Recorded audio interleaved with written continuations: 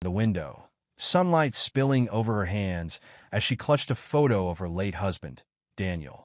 Her lips quivered as she whispered, "I miss you every day." Her daughter, Emma, stepped into the room. "Morning, Mom. How about some breakfast?" Maria looked up sharply, her brow furrowed. "Who are you?" Emma froze, the tray in her hands trembling. "It's me, Mom." "Emma, your daughter."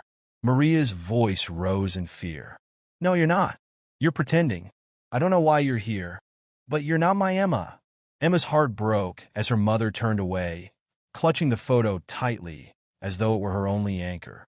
Later that week, Emma sat beside Maria in a doctor's office. Maria sat stiffly, her arms crossed, avoiding Emma's gaze. The doctor spoke calmly.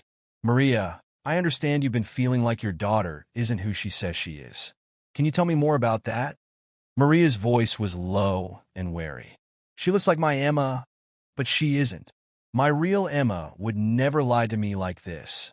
Emma wiped a tear from her cheek. "This started after Dad passed away. She's been so distant, and now she doesn't recognize me anymore." The doctor nodded. "Maria's symptoms align with Capgras syndrome. It's a rare condition often triggered by grief or trauma. Your mother isn't doing this intentionally. Her mind is struggling to process reality." At home, Emma placed a scrapbook on the table in front of Maria. "Mom, I found some old photos of us. Maybe we can look at them together?" Maria hesitated but slowly opened the book. One photo showed Emma as a child, grinning as Daniel lifted her onto his shoulders.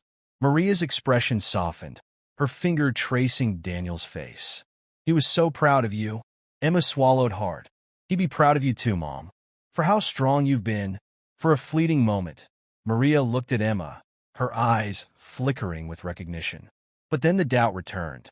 I need time," she murmured.